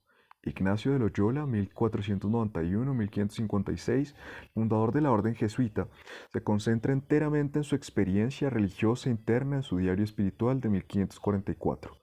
Relata visiones y le sirve para el autocontrol y el examen de conciencia. Se publicó posteriormente como testimonio de un santo, como ejemplo para sacerdotes y para hombres que aspiran a la santidad. Y así, entrando en capilla y cubriéndome una grande devoción en la Santísima Trinidad, con mucho amor, con un amor mucho crecido y lágrimas intensas, no viendo así como los días pasados las personas distintas, mas sintiendo como en una claridad lúcida, una esencia me atraía a todo su amor. Cierra cita. Cierra comillas. El primer diario que conocemos que informa minuciosamente sobre aspectos de la vida que hoy se consideran íntimos es el que dejó el doctor John Dee, 1527-1608. Filósofo esotérico, matemático y astrólogo inglés. Es notable no solo la exactitud con la que se precisan las fechas, sino también sus relatos de experiencias cotidianas y sueños. El 8 de marzo de 1581 escribe, abre comillas, el sábado por la noche soñé que estaba muerto y me sacaba las entrañas. Sin embargo, me levantaba y hablaba con diversas personas, entre ellas con el canciller del Tesoro que había llegado a mi casa para quemar mis libros. Me parecía que me miraba con gran encono. Cierra comillas. La efemériden del piadoso erudito ginebrino Isaac Casaubonus, escrita entre 1597 y 1614, se inscriben en la tradición humanista. Como admirador de Séneca intentó llevar una vida plena y estable que sometía a un riguroso control. El 11 de abril de 1597, por ejemplo, escribió: Abre cita. Seguiré pues tu consejo, venerado sabio, y no me expondré al peligro de modo que alguien pueda decir que he arriesgado mi vida por instancia. Es seguro que la vida entera es demasiado breve para perderse en esperanzas desmesuradas. Si esto es así, y si buenas razones pudieran moverme a cambiar, sabes tú, Dios mío, qué estudios me son más queridos. Desde hace mucho tiempo me impulsa un fuerte deseo a entregarme por completo a la literatura, pues solo en ella están contenidas todas las verdades. Solo éstas hacen inmortal. Solo éstas unen con Dios. Y obligado como estoy a la bondad divina por sus diarios regalos, ¿qué sino yo mismo puedo ofrecer en compensación? Y una cosa más. Mientras me hago estas reflexiones, obtuve un nuevo regalo de mi Padre bondadosísimo. Hoy hacia las 5 mi amada esposa trajo otro niño al mundo, nuestra familia aumentó en una hijita. Cierra cita. Probablemente el diario más interesante del siglo XVII sea el de Samuel Pepys, 1633-1703, un alto funcionario inglés que hizo una rápida carrera. Como secretario general del Almirantazgo británico, tuvo acceso a una vida cortesana, tomó parte activa en la vida pública de Londres, teatro, iglesias, y conoció a numerosos estudiosos. Posteriormente fue diputado del Parlamento y presidente de la Royal Society. Aunque Pepys profesaba el puritanismo, eso no le impedía llevar una vida mundana de la que disfrutaba plenamente. Como funcionario anotaba cuanto le ocurría e intentaba imponer orden en todo, tanto en su vida pública como en la privada. Su diario secreto, en 9 tomos, 1660-1669, representa el primer diario privado, mejor dicho, íntimo de la modernidad, en el que la descripción de la, entre comillas, vida privada es absolutamente central. Pepys era un gran observador que describía minuciosamente sus intereses, antipatías y pasiones. Ofrece una animada visión de su vida doméstica y describe a todas las personas que conoció. Su mujer desempeñó un importante papel en su vida. Frecuentemente leemos sobre sus discusiones y posteriores reconciliaciones. Abre cita. Esta noche hallé a mi esposa muy triste, yo mismo no me mostré muy solícito, pues me había hablado duramente al mediodía, celosa por mi salida esta mañana. Dios sabe, no obstante, que me había ausentado de improviso, impelido por mis negocios. Me acosté pues creyendo que ella se me uniría, y me dormí de inmediato, según mi costumbre. Después me desperté y noté que no se había acostado y que había traído velas nuevas y una improvisación de leña para el fuego, pues hacía mucho frío. Fastidiadísimo, le pedí que viniera a la cama. Eso duró 1 hora o 2. Ella muda, yo suplicándole de a ratos que se acostara. Luego estalló su furor. Yo era un bribón, la había traicionado. Comprendí, sin embargo, que buscaba qué decirme, que inventaba una historia de carroza, de alquiler, con vidrios cerrados, en la que me habrían visto con Deb. Pero no pudo detallarme a qué hora ni asegurar que era yo. Negué firmemente, pero en vano. Para finalizar, a eso de la 1 de la mañana, se acercó a la cama, sacó mis cobijas y, munida de pinzas enrojecidas al fuego, pareció intentar cogerme con ellas. Espantado me levanté, y ella sin discutir demasiado las depositó. Hacia las 2 se acostó, ya no se movió y ya no se movió en toda la noche. Hablamos extensamente y constaté que su inquietud provenía del hecho de que yo hubiera salido ayer sin avisarle. 12 de enero de 1669. Cierra la cita. Una enfermedad ocular que se agravó rápidamente le obligó a interrumpir el diario de 1669. Detengo pues este curso, es un poco como si descendiera a la tumba, para ello y para todos los males que acompañarán mi ceguera. Quiera Dios prepararme, cierra cita. Cierra comillas. Su diario, sin embargo, es un espléndido legado. Describe temas escandalosos y provocadores y dibuja un mundo que no se caracterizaba ni mucho menos por el rigor de sus costumbres. Si en los siglos XVI y XVII eran solo unos pocos hombres y mujeres los que escribían un diario, que además con escasas excepciones seguían el modelo de la crónica a finales del siglo XVIII, las cosas cambiaron sustancialmente. Se produjo un notable aumento cuantitativo y cualitativo de la cultura del diario. Para que esto pudiera darse fue fundamental la constante difusión de la enseñanza de la escritura en los círculos burgueses y la mayor necesidad de reflexión y observación del propio yo que despertaron y potenciaron el puritanismo, pietismo y la ilustración. Si el pietismo exigía un permanente examen de conciencia para el que un diario actualizado de forma continuada constituía un instrumento ideal, los ilustrados aspiraban a una reflexión regular como medio eficaz para purificar las costumbres. La escritura de diarios era en realidad un acto privado e individual, como subrayaban todos sus autores, sin embargo frecuentemente se leía en voz alta en círculos de amigos. En el pietismo, la lectura del diario pasó a formar parte de los ejercicios de devoción comunitarios. En cualquier caso, no pocos ilustrados vieron en esto un autoengaño religioso. Uno de los diarios más conocidos es el del ya mencionado Philip Matthews Hahn, 1739-1790, un párroco pietista que fue también escritor religioso, inventor y empresario. Hahn era un hombre muy piadoso pero complicado con los más diversos intereses mundanos, extraordinariamente trabajador y convencido de que era un hijo de Dios que sabía lo que significaba la verdad y la virtud evangélicas. En su diario relata minuciosamente sus negocios mundanos, cotidianos y sus tareas parroquiales, habla de sus conocidos, visitantes y amigos, trata de forma especial de la relación con sus 2 esposas y no vacila en exponer problemas íntimos, lo que es raro en un pietista. Abre cita. En momentos en los que estoy hundido en la carne me alegro del momento de mi segundo matrimonio, pero cuando triunfo en el espíritu me avergüenzo de esos sentimientos animales ante la santidad de Jesús. ¿No fue ese el sentimiento que tuvieron Adán y Eva cuando se sintieron desnudos? ¿No deberíamos saber que estábamos desnudos? ¿No deberíamos saber que tenemos semejante cuerpo animal carnal que no es nuestro verdadero vestido? 23 de octubre de 1775, cierra cita. Cuando su primera mujer murió y quiso casarse otra vez, sopesó minuciosamente las ventajas y desventajas de un nuevo matrimonio. Su segundo matrimonio resultó problemático porque su segunda mujer tampoco quiso someterse a su dirección espiritual. El diario de Han, llevado al día con todo cuidado, no es el producto de un debate religioso de una conciencia de culpa no superada. Los análisis de sí mismo ocupan un espacio limitado. Lo que motivó a Han a escribir un diario fue el deseo de dar cuenta de sí mismo como cristiano, pero al mismo tiempo la escritura era una válvula de escape a su hiperactividad. Ayer me arrepentí mucho de haber comprado 2 partes abrecita de medidas de seda y un par de lana. ¿Cuánto pesa lo mundano en el corazón? Si hubiera podido deshacer lo hecho, así habría sido.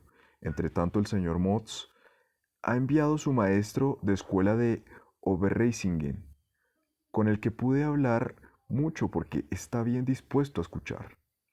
Le dije, entre otras cosas, que bien veo que tengo que vencer la repugnancia a los vestidos lujosos en provecho del reino de Dios para poder estar presente en diversas ocasiones en las que se pueden usar en beneficio de la verdad. 14 de febrero de 1773, cierra cita. En el último tercio del siglo XVIII, la época del sentimentalismo, casi se puso de moda escribir diarios. Si los procesos anímicos hasta entonces se trataban casi exclusivamente en el ámbito de lo religioso y lo moral, a partir de entonces ocupan un primer plano la investigación y el análisis del sentimiento natural de la vida, del sentimiento cotidiano. Todas las emociones y estados del corazón se observan y registran día a día en círculos secularizados. El propio análisis desemboca en una descripción psicológica del yo. Pese a toda la crítica ilustrada no injustificada a esta especie de representación del yo, no debe ignorarse su importancia para la ciencia de la experiencia anímica. Los diarios aportan los primeros materiales para el análisis psicológico. En este ámbito, las investigaciones y observaciones del suizo Lavater tuvieron una importancia ejemplar. Ante sus Physiognomische Fragmente, 1775-1778, había publicado sus Geheimes Tagebuch von einem Beobachter, seines Selbst, Diario secreto de un observador de sí mismo, y en 1775 los Unveränderten Fragmente aus dem Tagebuch eines Beobachters seiner Selbst. Fragmentos no modificados del diario de un observador de sí mismo. Estos diarios ya no tienen como tema las observaciones del mundo externo, en vez de los acontecimientos cotidianos, se registran únicamente las sensaciones y sentimientos. Por ejemplo, en 1770 se afirma: quiero saber, abrecita, cómo está dispuesto mi corazón, tengo que entender a partir de mí mismo cuál es mi relación con Dios, mi Creador. Quiero decirme expresamente a mí mismo cómo me encuentro. Quiero emplazarme a mí mismo ante el tribunal de la verdad y de la conciencia y rendir cuentas de mi corazón en el nombre de Dios, de mi Dios y Salvador Jesucristo, el verdadero, justo y santo juez universal. Cierra cita. Quizá el diario más amplio y entre comillas moderno de finales del siglo XVIII sea el del escocés James Boswell, 1740-1795, abogado y escritor que vivió en Edimburgo y Londres. Fue un hombre con una vida variada, que supo disfrutar de ella, que estaba ansioso por aprender, conoció a Sterne y a Rousseau y se convirtió secretamente al catolicismo. Se hizo célebre por una biografía de un amigo, el Dr. Johnson, con una de las primeras biografías críticas y modernas. Él mismo estaba convencido de que esta era la más, entre comillas, completa de las que, abre comillas, se habían intentado en este campo. Mi descripción de su vida no solo describirá una vida, respirará vida, cierra comillas. Esta biografía se basa en las cartas, los documentos y los diarios del amigo fallecido. Hoy Boswell es más conocido por su propio diario íntimo, que no se publicó hasta el periodo entre guerras. El diario es un logro excepcional, se diferencia de los demás no solo por su extensión y su calidad literaria, sino también por su intimidad y su valor informativo. Boswell escribe sobre sensaciones y experiencias, sobre lo que le ocurría y lo que vivía, sobre lo que sentía, pensaba y veía. Pese a todos sus rasgos egocéntricos, el relato de Boswell es crítico y distanciado. El mundo de las mujeres nunca dejó de serle ajeno. Su amigo Johnson le animó a llevar un diario entre comillas honesto y sincero. Al principio escribe, abre cita, no hay mejor manera de que un hombre se conozca a sí mismo que observando los sentimientos de su corazón y sus acciones externas, a partir de los cuales podrá juzgar con tolerable certeza, abre comillas, qué tipo de persona es, cierra comillas. Por consiguiente, he resuelto llevar un diario en el que iré anotando mis sentimientos y sensaciones más diversos y que será no solo útil, sino muy placentero. Me acostumbrará a cierta disciplina y mejorará mi modo de expresarme, y el saber que he de registrar mis actividades contribuirá a que cuide más mi comportamiento. O si voy por mal camino, me ayudará en mis determinaciones de mejorar. Anotaré aquí mis reflexiones sobre distintos temas en distintos momentos, las ocurrencias que me puedan venir y las ingeniosidades de mi exuberante imaginación. Tomaré nota de las historias y relatos que escuché, de las conversaciones instructivas o amenas en las que esté presente y de las diversas aventuras que pueda tener. Cierra cita. Boswell cumplió finalmente ese propósito a lo largo de 18 tomos. Es evidente el carácter de confesión de este diario. Sobre sí mismo escribió, abre cita, abre comillas, realmente soy una personalidad muy original. Déjeseme que modere y cultive mi originalidad. Sin duda, Dios no hubiera creado tantos hombres distintos si hubiera querido que todos se ajustaran a un único tipo. Permítaseme ser Boswell y hacer de él un tipo decente. Cierra comillas. El autor no intentó dar cuenta de sí mismo al alcanzar la vejez, sino que empezó de joven a escribir su vida y día a día, por autocontrol y por el placer de escribir. Intentó entenderse y evaluarse según criterios morales. Abre comillas, el gran Dios que nos ha creado nos aclarará en otra vida todos aquellos secretos de nuestra existencia que nos confunden y oprimen en la tierra. Cierra comillas. La correspondencia. La correspondencia representa una tercera forma de tematización del yo. En comparación con el número de autores de autobiografías o diarios, el grupo de escritores de cartas es claramente mayor. La correspondencia no solo aumentó con la difusión de la alfabetización, sino también con la transformación de la estructura de las comunicaciones. Además de filósofos y literatos, dejaron correspondencias, a veces muy extensas, escritores no profesionales, miembros de la nobleza, de la burguesía urbana e incluso del pueblo llano. Las razones para escribir cartas eran diversas. En el caso de los hombres de letras, formaba parte de su actividad, de igual modo que en el de los príncipes y comerciantes, mientras que el resto solo intercambiaba cartas por motivos concretos. Con necesidad de escribir casi diariamente y sin ningún motivo especial, solo por mutua diversión, no se desarrolló en una amplia capa social hasta el siglo XVIII.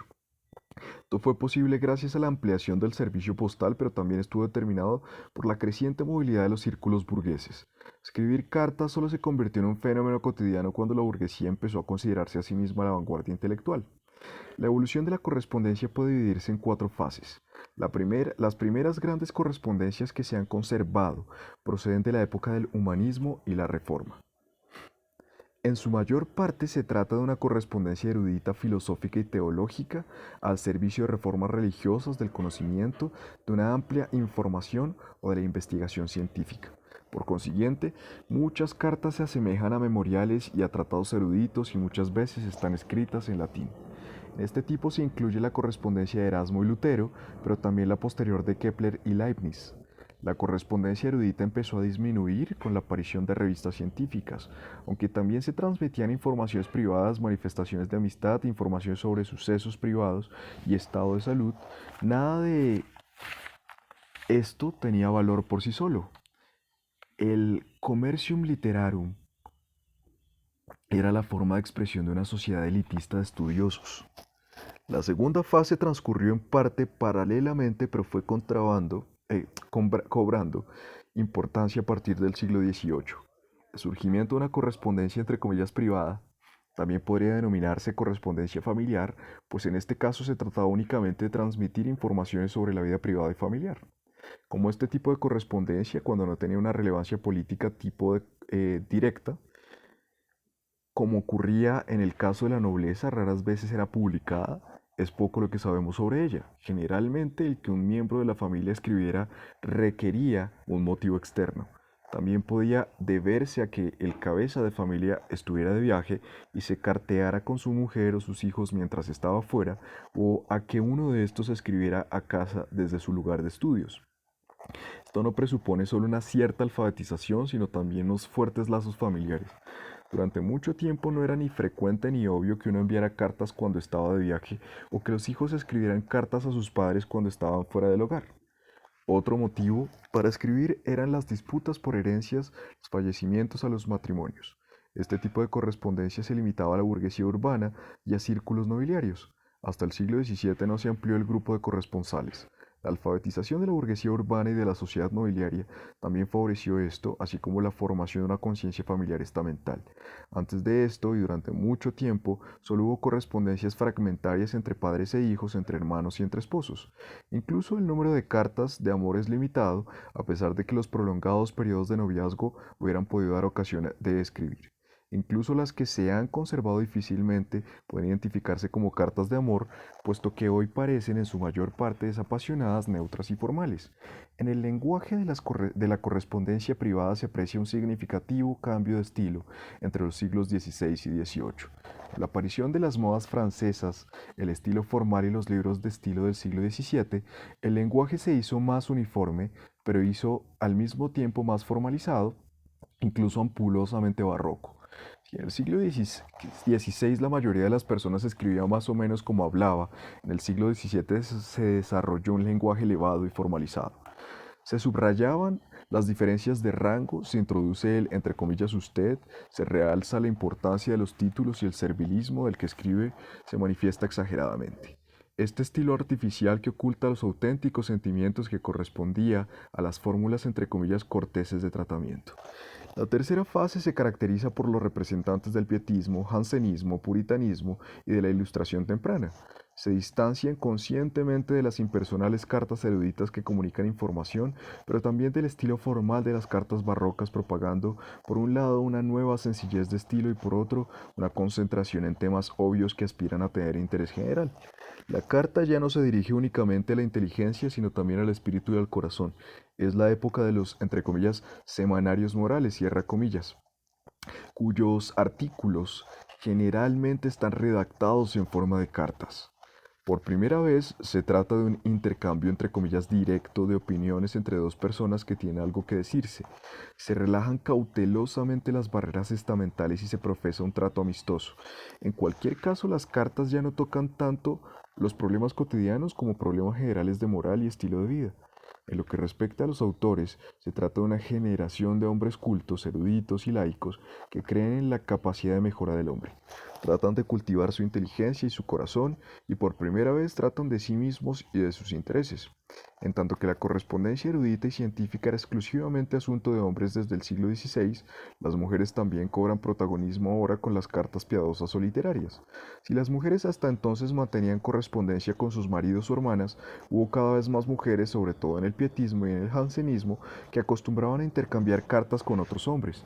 A comienzos de la Ilustración había muchos hombres que valoraban explícitamente que sus mujeres mantuvieran correspondencia con otros. Un ejemplo modelo de la cultura epistolar de esta tercera fase es la correspondencia de Gottsched y Fenelon, representantes de la Ilustración temprana. Con la correspondencia entre escritores de mediados del siglo XVIII se introduce la cuarta fase de la historia epistolar moderna. El siglo de las luces también fue el siglo epistolar.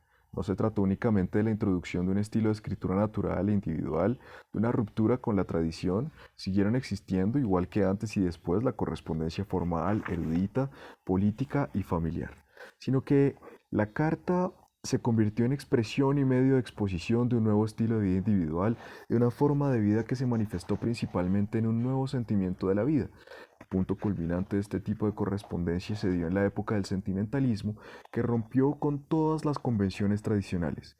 La correspondencia ya no se centraba en informaciones o en acontecimientos y situaciones objetivos, sino en el intercambio de opiniones subjetivas y en la idealización e interpretación del mundo de los sentimientos, sobre todo de los sentimientos amorosos.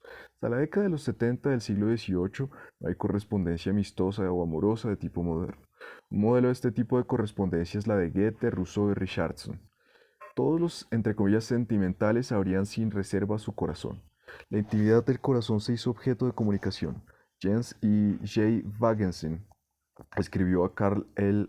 Reinhold, abre cita, es para mí una auténtica necesidad volcar en el seno de su solícita amistad todas las cosas importantes que han ocurrido en mi cabeza y en mi corazón desde el momento en que nos vimos en Jena.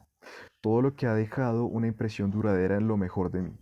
Se ha convertido para mí en una necesidad imperiosa desvelarte, como a mi segunda conciencia, las transformaciones más importantes de mi ser, los secretos de mi historia íntima y en la medida en que ésta determine aquella externa. Sabrás lo que es sentir esta necesidad, si no hacia mí, sí hacia los, sí al menos en general. Solo los cuerpos, pero no las almas, pueden extrañarse de que el breve conocimiento y el trato más breve de algunos días pueden engendrar semejante necesidad. Cierra cita. Por diferentes que fueran las diversas correspondencias entre sí, todas ellas muestran el afán de una relación amistosa en la que dos personas se comunican sus opiniones y sentimientos. Si bien muchos autores se distanciaron posteriormente de la manifestación e idealización de sus sentimientos, e incluso ironizaran sobre ellas, el apasionado culto epistolar de la época ha dejado huellas claras y no solo en la vida de los literatos. Tanto en hombres como mujeres, reforzó la conciencia de uno mismo y la voluntad de lograr un estilo de vida individual. Abre cita.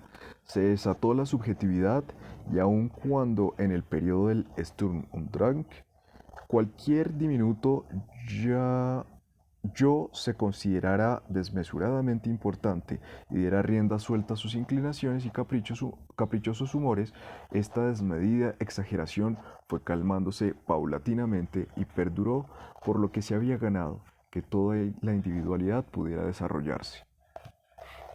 Cierra la cita. Y Habermas escribió, abre comillas, escribiendo cartas se robustece el individuo en su subjetividad.